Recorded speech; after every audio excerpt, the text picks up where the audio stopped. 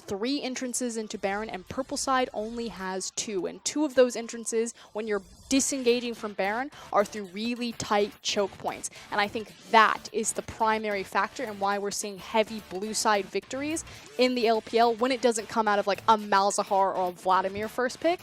LPL teams love Baron, and blue side can punish on those choke points around the map so much more effectively. Well, we'll see whether WE can utilize it. As you can see, same bans from game number 1 for WE, but RNG mixing it up, taking away the Malzahar. The Vladimir, of course, sitting there as well, and we'll see what their final ban is going to be. They get rid of the Maokai, so 957 not able to go back to the tree, so we're not going to have a repeat of game number 1, but Hecarim once again being looked at for that first pick, and it does make sense. 957 can play it, Condi can play it. Of course, 957 hasn't yet. We know Condi picked it up quite a few times so far since he's come back in to prevalence. See if that means that RNG will be forced to pick up the Shin Sivir, or if they'll pull a similar scenario to Team WE and look towards that Trundle to deny the Shin pick.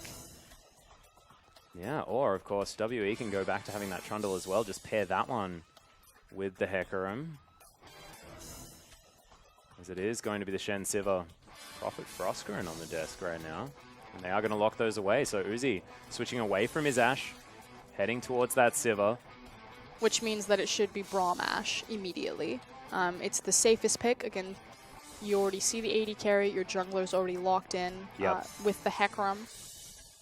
Strong lane should now mean Alistar being picked up from Mata. Well, of course, Uzi has to hop a Taric. Oh, never mind, because it's banned. Yeah, so not going to happen. Uzi can go back towards the Bard. We have not seen a lot of... So Taric is actually fairly popular in the LCK. The LPL, I think, has played 2 Taric games total. And I don't think they've been all that great. And the thing is they should be, because theoretically, Taric is so good at setting up engagements, because you start proccing your invulnerability ultimate, and then everyone just kind of runs in. But for whatever reason, the LPL have a very difficult time coordinating this. Well, we'll see whether it happens this game, as Uzi is going to lock it away. The Taric is going to be going into the hands of Mata, as MLXG, bit of a giggle on his face. And that is going to be his Gragas. Very useful when you've got Ashe on the Rift, who likes to walk, not dash. I mean, Gragas will always be a very strong champion just because of his kit. Again, displacements are incredibly rare in League of Legends, and so 99% of the time they're a little bit, I'm not going to say overpowered, but the priority pick. And Gragas has a ranged AoE displacement ability. That is just absurd. It certainly is. As you can see, Xie thinking about going back to his Twisted Fate. Definitely something he's found some success on, and that is the Gnar lock-in for 957. Teamfight power is definitely here for this WE team. But also is the 1v1 ability in the lane. So across the board, Team WE have the potential to just outright 1v1 win lanes. Yeah. So we'll see if Condi on this Hecarim can make use of that. If maybe the lanes will be winning naturally, so it gives him time to farm up, or if he's going to have to come out and be more of that heavy gank-oriented Hecarim and start setting themselves up for success. He wants to make sure that 957 gets ahead of the Shin and can really abuse either a Phage or Black Cleaver build on Gnar. And he wants to make sure that Mystic and Zero can continue to survive the Mata Uzi lane. You can see RNG opting in for a Karma potentially here, and they lock it away. So Xiaohu back onto the Karma. He's been playing it a fair bit. Makes sense. Karma's great at augmenting wave clear. You have a really strong wave clear composition on RNG across 3 members, Gragas, Karma, as well as Sivir. She also has great built-in mobility that's going to work well with Sivir, but can also follow around Twisted Fate. So in terms of the 1v1, she can poke TF out. She's going to meet his wave clear with his wildcards with her Q, and she'll be able to follow his TP and Destiny around the map by augmenting her own movement speed. One thing we've always looked at for Karma, though, is the fact that her damage does fall off a little bit towards the later stages of the game. This is RNG relying on the Sivir from Uzi to really carry them through if WE makes it to the late stages. Of course, Xiaohu will have a gigantic mid-game spike. We'll see whether that is going to be enough. The rest of the time, yes, they will be able to move extraordinarily fast. But we'll see whether 957 can get the flanking plays, whether Xie can utilize the Destiny, and whether Mystic's arrows are going to be on point. Because WE have the damage. they have the pick as well. All of those cooldowns effectively come down to that. So Team WE have already shown great patience in their ability to 5v5. Now they have the tools to look for 4v5s. Well, we'll see whether they can get it done as we hop onto the Rift for game number 3 in our final game of the night.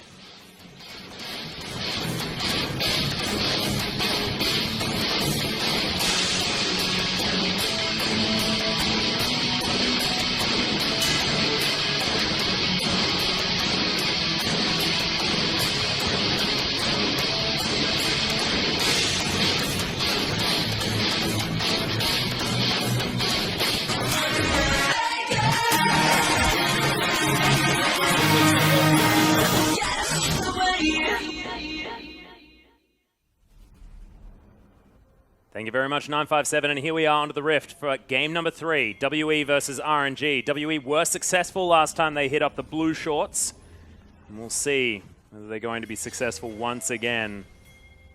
Xie mixing it up with the Twisted Fate.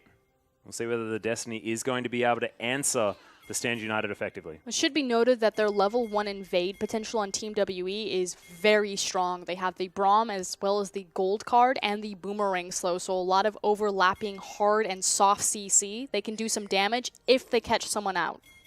Well, nice ward goes down from MLXG, immediately vacates the area as WE able to get in here, get some deep vision down if they want to as well, so already adjusting the playstyle as they get these lane swap wards. Yeah, and it should be noted that as they're placing... My goodness. Ooh, this is a...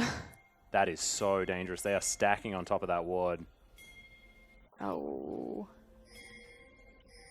Couple of cooldowns miss as RNG are actually looking to close in. They've split off Condi, who uses the Ghost, and Looper gets a double Shadow Dash right into the backline. MLXG, really good body slam, but that's about all they've got. Looper, he's going to fall down. First Blood goes to Mystic, as now they're continuing to chase through. Gold card lands, everyone flashing as Concussive Blows is going off. Another auto attack will land. No Winter's Bite locks down Xiaohu, and he doesn't have a flash. Mystic gets a double, and RNG off the table already. We already talked about Team WE, how they have great layering hard and soft CC, and it's much easier to execute on. RNG have the capability of an AoE taunt, the AoE belly bop, as well as an AoE stun on Tarek, but the issue is Mata misses his stun. MLXG and Looper do a good job of layering CC on the backline, but it has no follow-up from the rest of the team. So RNG, frankly, a piss-poor target selection that just destroyed them level 1 as they give up 2 free kills to Team WE. Yeah, and I thought that it was actually going to be a bad situation for WE because they forced Condi into a bad spot. He just blew the Ghost, took a few members of RNG with him, and then managed to get right back around with that added movement speed. And look, you can see MLXG getting the early body slam, as there's the snare as well. Xie is going to fall down. Nice retake of some control by RNG. And that was pretty much the best case scenario for MLXG. Make a cheeky level 2 play off of the red buff. So great way to get himself back into the game. Oh, Mata in trouble. One more auto attack will do it. Mystic doesn't quite get up there. Could have used the heal to try and close distance. Should be noted that Xio did make a micro error. He had his flash available, so he could have flashed the belly bop, but chose to flash after, so burned his summoner spell when he was clearly dead. So massive mistake. We'll see if MLXG can continue to punish that, although doesn't have the same gank and reach potential without his own flash. Yeah, and was actually unable to pick up too many items there as well, only 6 CS as he makes it back into the lane, and Xiaohu retakes control. Boots now picked up as he gets himself back in there. So, of course, WE still with an advantage, but it's actually nothing when it comes to money used on the map right now, because Mystic is sitting on a big stack as he looks for a potential, I guess, early pickup of the BF sword. And what's also really important here is the fact that Uzi and Mata had to immediately back. So they're not even swapping positions on the map right now. It's because Mata doesn't have his flash, and they knew that Hecarim would be on the bottom side of the map. So yes, they have some shallow vision, but giving a lot of respect to the fact that they're in a very dangerous, overextended position anytime that wave is past medium. Yeah. Well, Xie trying to grab all of this farm as the minions are doing their very best to destroy them. Let's see, Uzi makes it down here to try and pick up this farm, and will do so relatively effectively. I like his early itemization of the Cole, knowing that he's going to be at a massive item discrepancy, so we can see that in Mystic immediately. That is a 4-minute BF sword. That is despicable. Actually sells it. Interesting. No, rebuys. He's We're good. fine. Okay. So this is Uzi just, I'm going to buy the coal early. It's going to be a sit farm game. There's no way I can contest or trade any 2v2 scenario at all. In fact, I expect that he's going to shove this in and try to swap lanes. Well, it's looking like Mata and Uzi actually going for a little bit of a mission here, as MLXG doesn't have his flash body slam, but Mata and Uzi coming up here as well. Condi waiting in the wings for protection. WE not having a bar of it. As Zero comes up, puts a ward down. Oh no. Spots out RNG's plan. Again, clever. I understand RNG. They can't stay in the lane. There's no way that they can compete with this Ashe, so they're trying to make use of these small windows where we can't stand here with the creep, so, you know, let's pick up a Rift Scuttler. Let's try to make some sort of play happen in the mid lane. Unfortunately, Team WE so patient, so methodical, tracking them very well. Well, Condi actually just ghosted there as well. Thought that he could find Jahu, but of course, with that shield, has so much movement speed, and the Karma gets out of any trouble. Xie has reclaimed the CS advantage. With the early boots pickup, I like to think that that was why Xiaohu was able just to so swiftly run out of the way. Likewise, it didn't help that Xie locked the blue card. Yeah. So WE, good early start level 1, but now things evening out, despite this bottom lane being so far ahead in items. Still an uphill climb. Oh yeah. TP also being expended up into the top side, so Looper will be close to level 6, and it actually forces 957 to walk up as opposed to match the teleport, so trying to retain that global follow, or I'm going to call it global mirror. Also is able to as well, as it's now Barmy Cinder into the Phage, but 40 to 45 CS, and 957 has a wave crashing towards him. Good news for the Nah. As there's the Stand United. Xie, no flash available, locks the gold card. But there's going to be the damage. Looper picks it up with an empowered auto attack, and the teleport has to be cancelled. And that's also a beautiful example of how the Karma pick also works, is she's acting as a pseudo Hecarim in a sense, and that she's going to speed herself up and be used as a perfect delivery system for Shen. So I like the adaptation, you know, not using it on the jungler, but using it on the mid laner. You can see Xie actually decided to pick up the Lucidity Boots instead of the Negatron Cloak, which is what he was considering. Null Magic Mantle still able to afford, so extra CDR, and of course extra Magic Resist, but we'll see whether now Xie can actually move out of his lane, because the Destiny is now up and does have some empowered lanes to get into to try and lock down. And again, that small window where the Stand United is not available, so he should be looking to be very proactive on the map while he can, and they have a global advantage. Well, Condi holding on to this blue buff as well. You can see Xie getting pinged out by RNG. They know exactly what's going on. Condi actually going into the first item, Sheen. We'll see what else he's going to be able to pick up, whether he goes for his tracking knife, something like that when he goes back, or whether he's just going straight for the Trinity Force. Do not pass go. Unfortunately, there's been a lot of staggered backs from RNG, or very well timed backs with staggered backs from Team WE, that there's not going to be a big window or time for Xie to make use of this Destiny. Yeah. So he initially got the ultimate mid and bot lane for RNG backed. He then got back into lane where RNG's lanes are back there, and his jungler backed. And so far, Stand United is about 75% ready. As well as the fact that Uzi was able to get back to base as well, grabbed himself his BF sword, so evened out that item advantage. This is the only moment that they have to make a play here. But you saw Xie, he walked into Fog of War, he immediately disengaged from it, and Stand United will be back available. Yeah, and there are pings everywhere coming out of RNG. They know exactly what's happening. As WE looking to hold on to this minion wave. Mystic doing so nicely whilst last hitting. But Boomerang hits, and Mystic takes a lot of damage.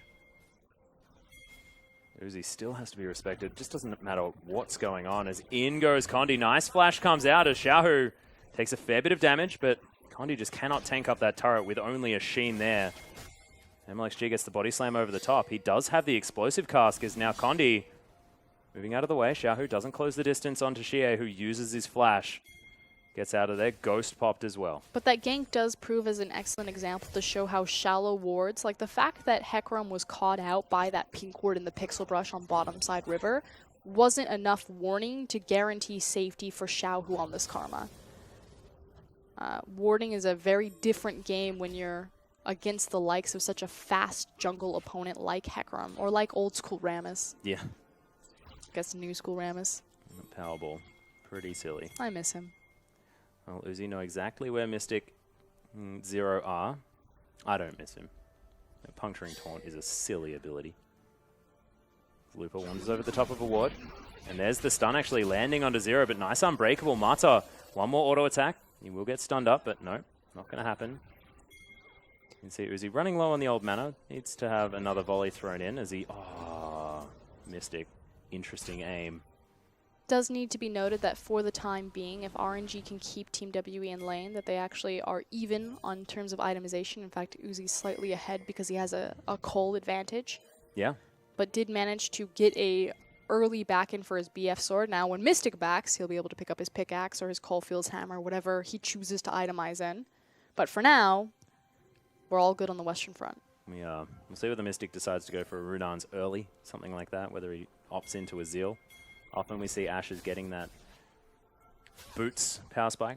I feel like because he got such an early snowball lead that he can actually just itemize straight into the Infinity Edge for a very early battle stat advantage. Yeah, true. As opposed to looks towards the Stixay build with Hurricane or Boot Rush.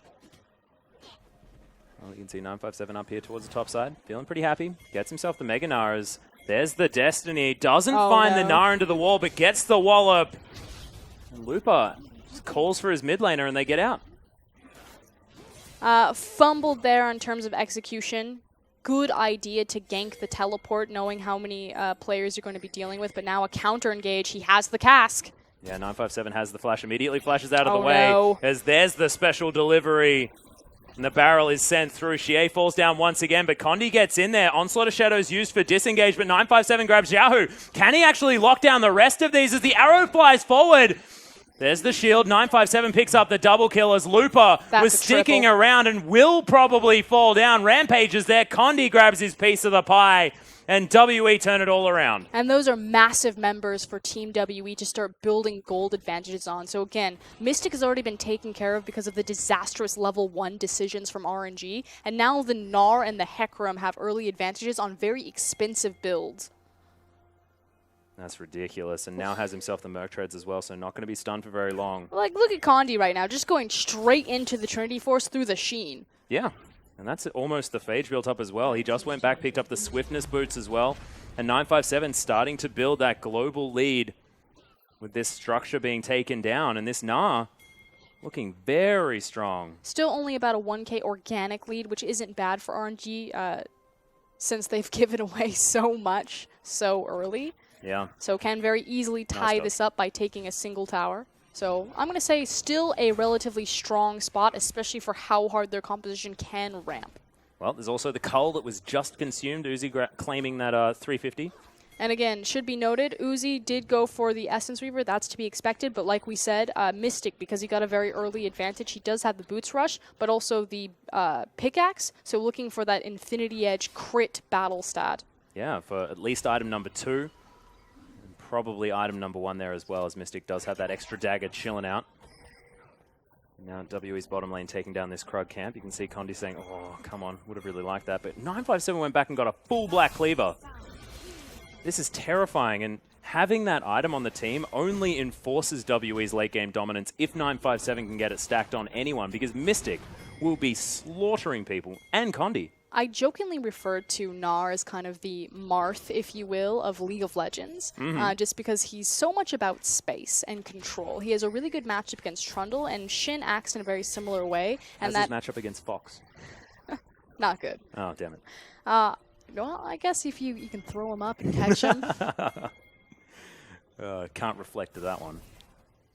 Oh man, No, now you why just is he, you why just is he the Moth? sidetracked me.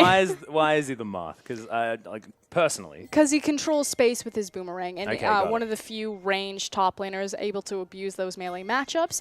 I like the itemization of the Black Cleaver. I especially like it when he also goes for Frozen Mallet, because I think it's very cute. On an elongated lane like this, most top laners wouldn't be able to be this far forward, but Gnar, of course, has the safety of the double hop, as Yeah. well as his ability to kite backwards and do ridiculous amounts of damage with his build. So I like him. I'm a fan. It's always good to see the Chinese Nars back in rotation. yeah, I actually really like Chinese Nars especially as well, because they have been historically fantastic at getting these flanking plays and utilizing teleports. And 957, if he's been good at anything at any point in time, it has been that, as he's holding onto that Narbar as well, as 957 just unafraid of anything. And he's drawing up multiple resources, and what this does is it gives courage to Mystic and Zero that they can play aggressive knowing where MLXG on the map is. Likewise, Xie. So even though nothing comes of top lane, it's actually a map win for Team WE anytime they find Gragas. You can see Xiaohu actually getting some friends delivered here to the mid lane. MLXG comes around, that's 4 people. Wildcard's not quite doing enough damage to the minion wave just yet. And of course, Xie had to itemize very defensively in that Negatron cloak, and Zero getting chunked out as RNG starting to group up very early. Yeah, still know that they're very strong, especially because Uzi is already sitting on a completed Essence Reaver. Yeah. Mystic gets rid of some of the shield from Mata. I like the fact that Team WE, again, leaving bot lane to their own devices, continuing to apply pressure and support towards the top side of the map. So Condi not necessarily ganking it, but shadowing underneath 957 so he can continue to abuse Looper. And we start seeing that in the CS discrepancy, 155 to 126 now. Yeah, doing extraordinarily well. Winterspite misses from Zero. Mystic down to about half health. You could see Uzi just utilizing the fact that he's attacking someone through a minion wave with that ricochet, really tearing Mystic apart without any response available. And he has instant wave clear now with that first item complete. They're pulling jungle pressure, MLXG, as well as Xiaohu, so the potential and threat of a dive forces Mystic and Zero to respect and back away from the tower. This should surely be the Ocean Drake for RNG. But that said, that means that Looper could be in a lot of trouble top lane. Although this is an interesting adaptation if they push through. Oh, there's the Destiny, actually, as Looper is going to get a visit towards the top side. No more auto attacks going to land, as there's the Boulder. Xie continues to follow this one through, picks it up with a gold card as well as that Sheen proc, and they're going to go for the turret at the same time. Xiaohu had his teleport stopped. And again, the adaptation now is we can't just trade a dragon because we're losing a tower. We need to take more, go mid. Yeah, they're trying to dive. Nice ultimate comes out of Zero, but a really good spell shield comes in. They are now immortal, though, as Condi avoids the explosive cask. And Xie going to head back to base with 957 there as well. WE, they get the pick, they get the turret, and they get out. Get the tempo advantage as well. Wonderfully played. Again, I like the idea from RNG. They can't just collapse on the dragon because they see that their inner top tower is going down. They try to make the play mid, but unfortunately fumble the execution. And this is what Team WE are so good at it. We say it every time. Minimizing damage and trading monetary value. Damn right. In fact, they'll very rarely trade dragon for tower. It'll almost always be tower for dragon. And this game is an example of things going phenomenally right for WE in that level 1 play. RNG closing the gap, being able to get that very early gank onto Xie. WE have then just played out the grind game. 3,000 gold now the lead, looking for the first Ocean Drake. Yep, and now they're able to abuse this because they pull 957. They have a very clear advantage between the two top laners. This Gnar is a big problem. He's now looking at his big resistance item. Randuin's Omen almost completed there as well. And he's not going to miss anything. That's the best part. He gets to walk down towards the dragon, pick that up for his team, and then casually stroll back towards the top side as the wave is crashing in. Normally when you make a cross-map play like that, you're at least sacrificing some form of CS, but it just goes to show how well WE are playing around the map. WE also didn't have the Hecarim Trinity Force Power Spike, which only just came in and is extraordinarily important. Xie now will be able to clear out minion waves very effectively. Has himself the Abyssal Scepter as well as another Blasting Wand for some AP. So those minion waves that Xiaohu keeps shoving into him will just evaporate, and you can see it's already being demonstrated in this CS lead. And speaking of Trinity Force, I also want to touch base with Mystic because he didn't itemize into the Infinity Edge. There was no reason to look towards that battle stat because the 5v5 was already over and done with. They were going to get the Dragon for free. Instead, looking for that flat damage pushing build that Stixxay popularized by having the Hurricane as well as the attack speed boots. I think it's so important as well when you're into Uzi, He's who's just shoving waves through. They're waiting. Holding onto his arrow there as well. He is offside. There's the arrow. Doesn't find it. Explosive cast separates some members of WE, but mostly clears out the wave. And this outer turret not going to fall. But this is what the Stixxay build telegraphs. The 2 outer towers are down in both the top and the bottom lane. You know that the mid tower is going to be the next priority for Team WE. Ashe walks into Fog of War. She's got an attack speed build, so she's set up to siege towers. You know the arrow is coming, so good response from RNG to make sure that that play fizzles out. Yeah. Well, Xiaohu shields himself, gets another cheeky auto attack on the turret, but doesn't have a lot of AP just yet. That is 30% CDR already built up. Xie delivered a blue buff, so he has 40%. Given that extra 10% that he'll be utilizing from that blue. And RNG continue this push forward. You can see there's the teleport coming in from 957. Still has Mega Gnar as the ultimate's going to knock up MLXG. Condi looking for the flank as 957 can't quite close distance and Mega Gnar will wear off. Condi still being very patient. That's a missed opportunity for Team WE. I think they should have pulled the trigger. The only reason they were so confident to make that teleport is because MLXG doesn't have cask, but it's just about to come back out. As soon as Gragas has that ultimate, their threat on this mid-tier tower increases exponentially. Should be noticed, Condi is being spotted out by a ward. Yeah, and RNG just going to accept that fact, send a couple of their members back. Some extra items now to be built up. Uzi waits around in the mid lane, wants to be able to grab himself as much farm as possible. Now gets himself ahead by about 30 CS as 957's moving up towards the top side. Rift Scuttler goes down for Condi. 91, but 107 of these jungle camps being taken by MLXG. I think this Gnar is going to be so important in this game, and it's going to be a lot about 957, whether he can get those flanking Gnars to do the work. But an issue is that, so RNG...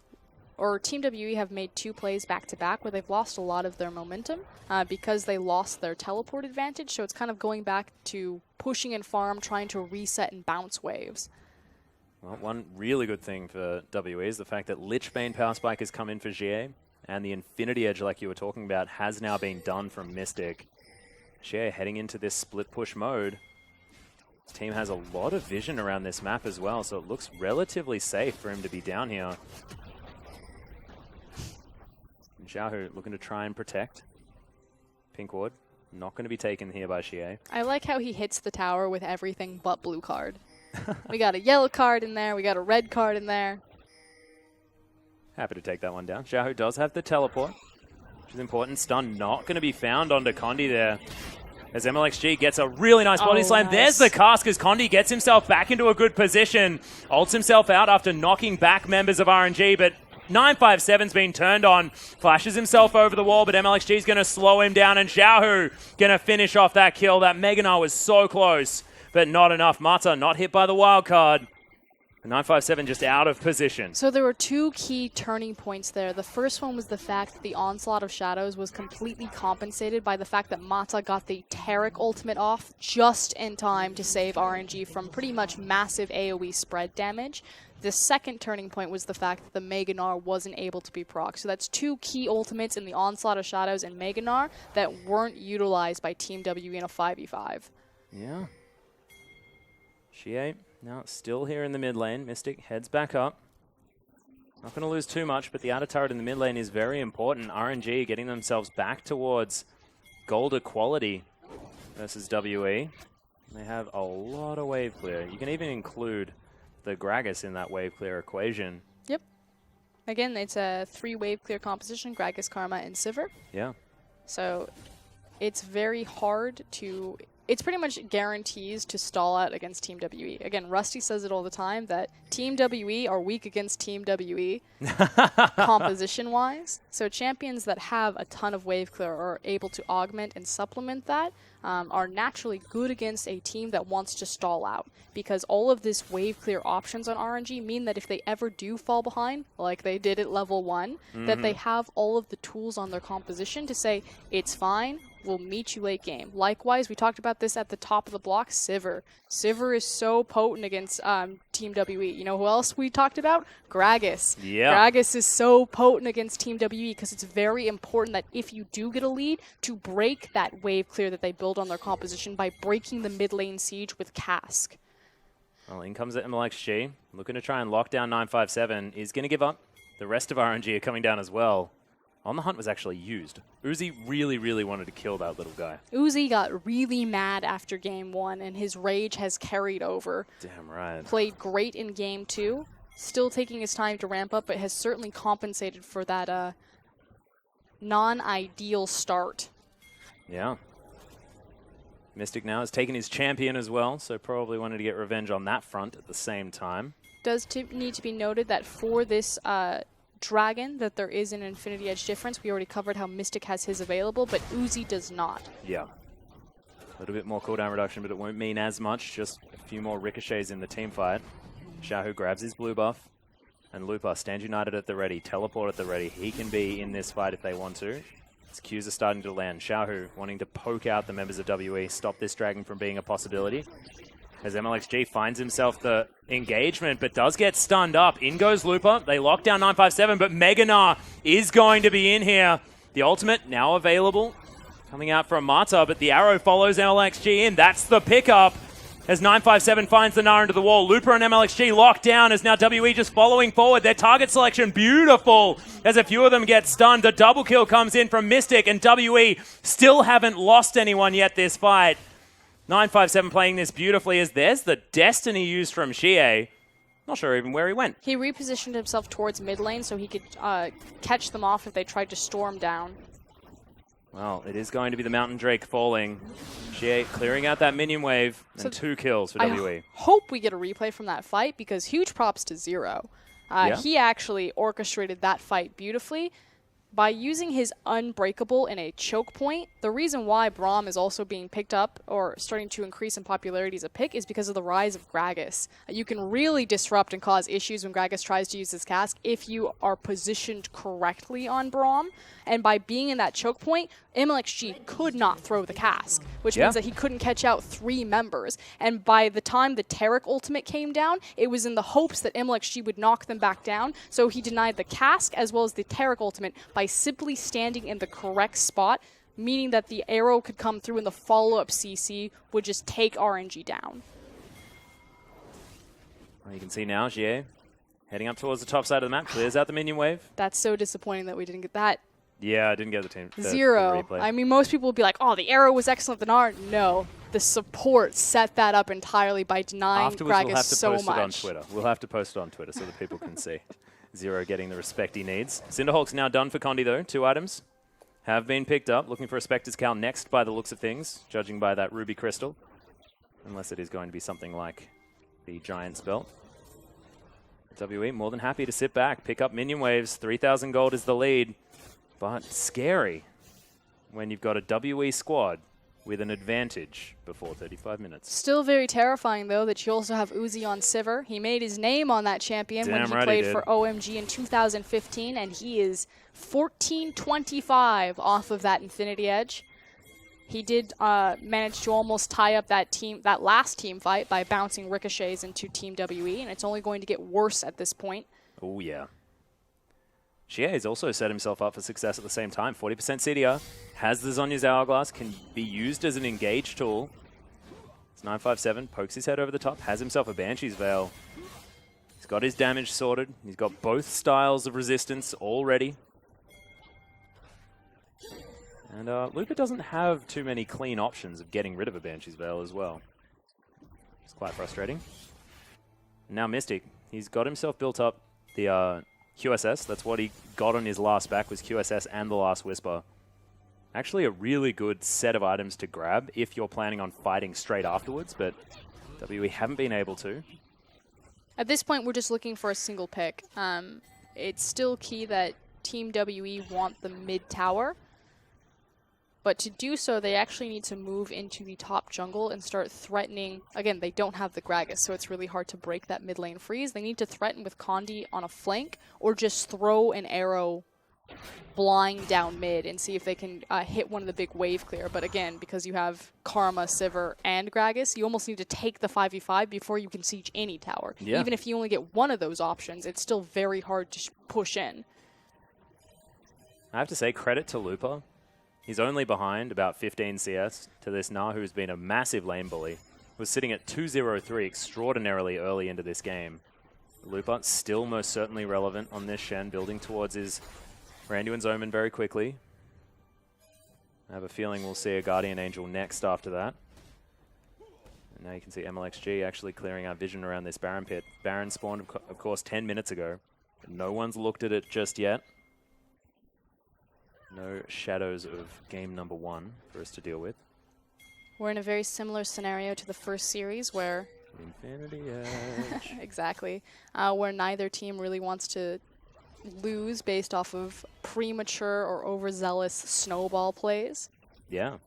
I think both teams now have the confidence that they can outplay each other come late game, or there's potential either way, so might as well go for that and not throw away your entire series on a back-to-back Baron failure. Well, precisely. I think RNG probably are thinking about that. I certainly hope they are, because honestly, it didn't look great the last time we saw it. Of course, game number 1. The Baron plays were good. Game number 2 on that late game. Feels like they have found themselves, but RNG much more timid around that area. His volley's going to fly through. RNG not going to find the movement speed as Zero has stand behind me, uses it onto Mystic, unbreakable there, stops a lot of the damage, but Uzi's just got such instant wave clear. They always have to deal with minion waves. That was scary, though. MLXG could have looked for the pick right there. Again, Zero wasn't the option. Doing his part, showcasing his phenomenal legacy Braum play. And the other thing that we really haven't touched on is, you know, Xie picking up the Twisted Fate, a coveted pick for him. Yeah. Pretty much like his signature champion. So a lot of comfort across the board on Team WE. Well, you can see WE have actually found a window here into the mid lane. They immediately get down that outer turret. Of course, remember, it's really late into this game. That outer turret doesn't necessarily have as much staying power.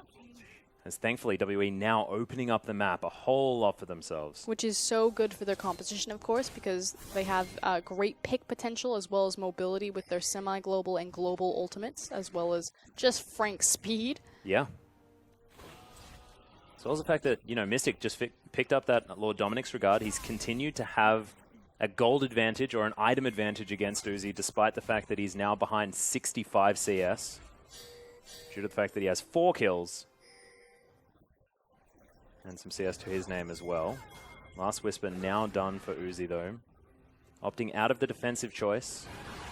Also doesn't have the same level of lifesteal that Mystic's able to pick up. But RNG have started this one off. In goes the Destiny as Teleport's going to come in. Xie immediately has to flash, though. Slightly inopportune timing as Condi throws down the E.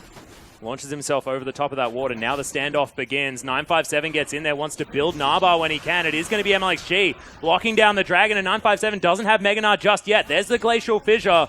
Doing some work here for WE, controlling the area as Condi gets the fear. Lupa now just tanking up for his team as Mega Gnar has come in. 957 gets himself the Flash Gnar. Everyone's piled on top of each other as now Xie looking for the gold card. Uzi flashes over the wall but has to leave his team for dead as Xiaohu is going to fall down. WE collapse on top and pick up everyone apart from Uzi, who gets flashed on by Zero, and Zero gets killed. And WE move on out and say, well, that could have been cleaner. No, but still fantastic for Team WE. They're actually going to move all the way across towards Baron, and there's 0 response for RNG. This is a huge swing of power and huge swing of control for them over the course of this game. 957 as well, that Flash Gnar into the wallop. 3 people sitting, sharing pixels, getting demolished The fact by WE. that Team WE were able to orchestrate this fight long enough. So here's the thing. The Tarek ultimate is prepped right now, and a 957, like you said, started this fight without having Mega Gnar, and it's actually a blessing in disguise. He gets Gnar, and he immediately disengaged. Look, everyone in Team W are running away because Tarek's ultimate is there. As soon as the invulnerability drops, immediately turns around. So RNG made a terrible decision to continue to chase as soon as that ultimate was up. They could have just walked away from this at that point. Yeah. But again, just showcasing Team WE's brilliant communication and how well they understand the 5v5 environment. They are just outplaying RNG on a decision level. And looking at that last team fight as well, Mystic really standing up for himself against one of the most celebrated AD carries to ever grace Summoner's Rift. I think it's time to reevaluate Mystic's standing in the scheme of things. You know, we constantly put him underneath the likes of Deft, Imp, and Uzi. Well, the man is playing phenomenally well right now. Has the Mercurial Scimitar completed 6-0-2. Had a pretty dream start to this game. But the laning phase allowed RNG to get themselves back in it.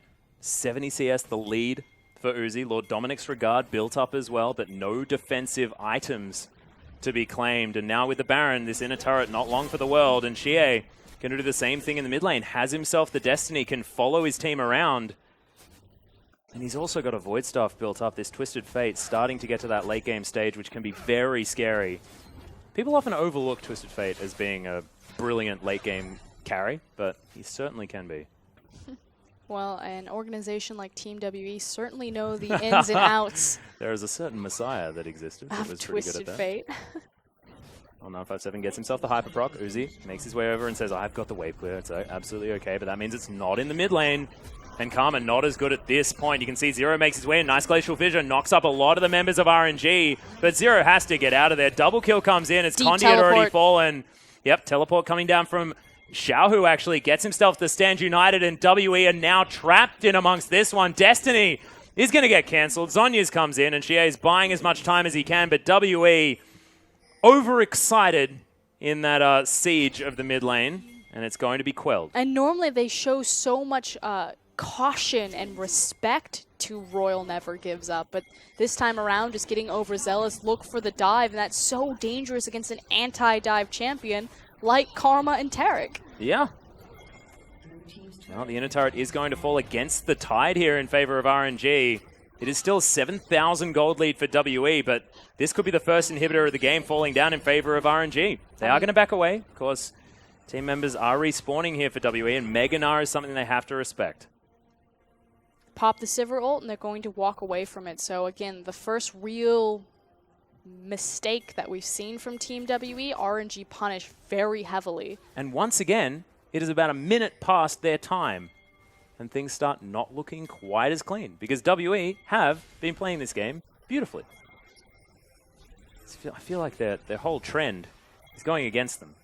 I like to see development in teams, though. Makes me like Team WE more.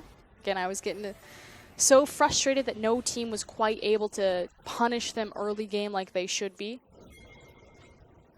In fact, one of the most punishing early game teams should be the likes of RNG, but we've had complete role reversals as it's been RNG able to show up in the late game. Yeah. And Team WE setting a very proactive and quick pace in the course of this early games over the series. Well, 957, WE probably waiting for his Guardian Angel to be back up and available for their next engagement. MLXG has his completed now. Xiaohu looking for his Rabadons will actually be a big power spike for the Karma. One of the last ones remaining for him to pick up. Of course, Void Staff already there.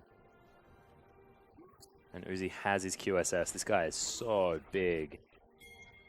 Essence Reaver. We'll see whether it's going to be the next item for Mystic, whether he decides to pick that one up, or whether it's going to be something else. Of course, we often see the Essence Reaver as an early game pickup. Could look for double attack speed. Well, yeah, exactly right. Just finishes a full Phantom Dancer. Standard. I think it especially makes sense because he's looking across from Sivir, who's already going to output massive AoE damage, and so the double attack speed is kind of going to mimic that idea in tandem with the Hurricane. I like the extra movement speed as well, with triple movement speed items if you include the boots as well as the Hurricane Phantom Dancer. Maneuverability has always been something that Ash covets. Zero looking for the Winter's Bite. Now setting up for this Dragon. Which WE are looking for. Of course, it is an Elder Drake. As it is 38 minutes into this game. And who would have thought that it once again goes into the late game. Arrow actually finds MLXG. Guardian Angel goes down for the Gragas. But can he find the cask when he respawns? Gold card is there. Manages to flash his way out. But there's the Glacial Fissure in a decent spot. 957 has flash. And RNG have to respect them.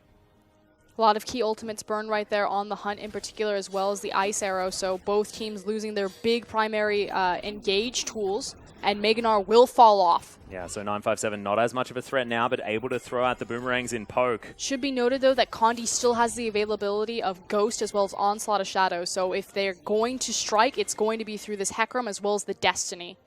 Well, WE actually realized that they've got an open inhibitor in the mid lane, so can't actually take the time to take down this Elder Drake. Guardian Angel just came back up here for 957 as WE looking to try and bully their way back in. They do get in there as the volley flies through. 957 gets himself snared up by Xiaohu, but you can see the fight is now on. The ultimate comes down from Mata, and WE kiting away quite nicely. Another Mega Gnar going to come in here as the boulder comes down. There's the Flash Gnar into the wall. Doesn't get a lot of stuns, but 957 has closed the gap. Zero now right in the faces of his opponents as Gold Card's there for Xie. He gets one stun. Wildcards are doing work, but you see Mystic is the man that we've got to talk about. This Hurricane doing work, just ripping apart RNG. Uzi's going to be falling down. Quadra, could it be the pentakill? And it will. Hopefully, if WE do allow Mystic to grab it, that's going to be Gnar picking it up as 957. Oh my goodness. You know if this was hockey, he'd be in the sin bin after that. That was disgusting. I'm going to give it to 957. He was the guy who set that up initially, you know, hitting he the could big... have teleported earlier to take down this inhibitor turret.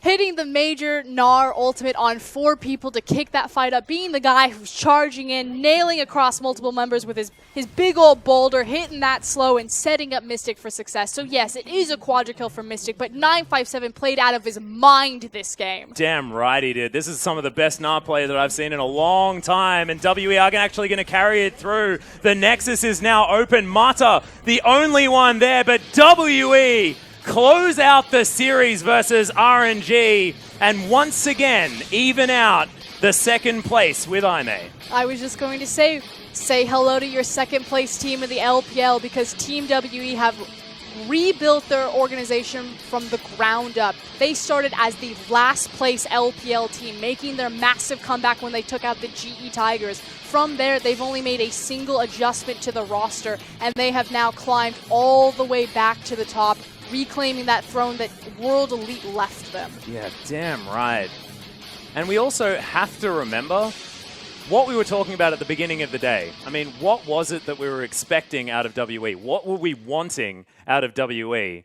And it was, get back into your group play and prove yourselves that you are powerful in your group, that you are the clear second place team. Well, they're arguably getting up towards the top spot now because they've just kicked down the top dogs. And they did it with a different style as well. The fact that they're playing strong early game. We said it at the top of the block that Team W are susceptible to champions like Sivir and champions like Gragas, because both those champions do and counter what Team WE tried to set up, which is to control waves and scale into the late game. This time around, they threw down the gauntlet. They came out swinging in the early game, and they dominated a team like RNG, who have made their reputation and carried themselves to MSI on their strong early game. Yeah, and if we have a look at how these games played out as well, you were talking about 957, the fact that he has had such an impact on this series as a whole. Game number 1, playing the Maokai. Team fighting, flanking, wanting to get in there, wanting to protect his carries, make everything happen, able to be a dominant force, and they won that game. It was convincing from WE.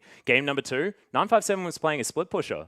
He was trying to stay in a side lane, trying to stay away from his team, was playing the Trundle and didn't quite have that team fight result, whereas that Gnar was beautiful in both the split push and the team fight. This guy's an artist. Completely agree, but we're going to go ahead and recap on today's results. It's been a long day. It was going to be Aime that eventually took the Slugfest over OMG in a 2-1 victory. And then speaking of Slugfest, Team WE reigning supreme over RNG and tying the score, also going 2-1. Coming out ahead, and as far as its effect on the standings is concerned, both of these matches were in Group B as RNG delivered their second loss of the season, as WE are the only other team apart from EDG that have been able to topple our MSI representatives. IMA as well picked up their victory. And as far as these standings are concerned, they're exactly the same.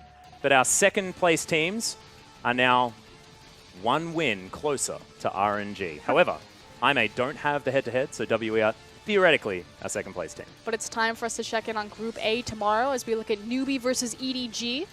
Yeah, of course.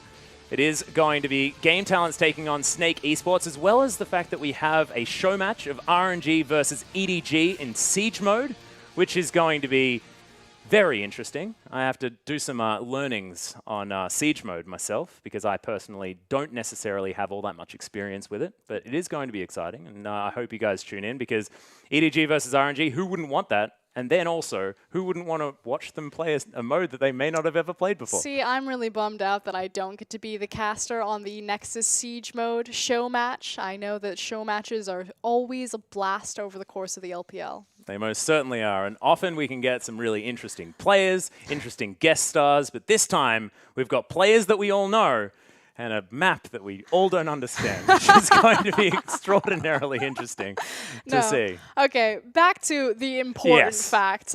Sorry, Nexus Siege. Team WE, 957. If he doesn't get MVP, I'm going to be very upset. I think he entirely deserves it. And it's funny, too, because we came into this hyping up. You know, I just had a discussion with Spawn, you know, talking about how strong Looper is, how he's offering everything for the team. I definitely agree with him. 957, he still doesn't have that 1v1 edge that flashiness, Looper, that Looper can also bring in certain matchups, but just his ability to 5v5, his zone control, everything he offers for his team. I said it earlier on the night, he reminds me of 2014 Koro and everything that made me love EDG, and I'm a fan of Team WE. I never thought I would see the day.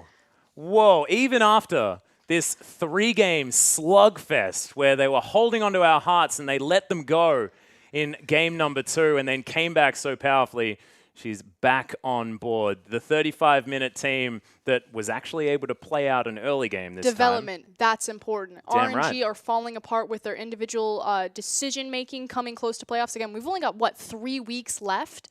And Team WE are stepping up to the plate, changing up their play style, and taking down the top dog. So Team B needs to be, or Group B needs to be pretty scared from Team WE right now as we get closer and closer to this gauntlet. Damn right, and it is going to be 957 that grabs that MVP. 4-1-13 on the Nah, 100% kill contribution, 25% of the damage done. The man was split pushing like a beast ahead in farm. How do you then get 100% kill contribution?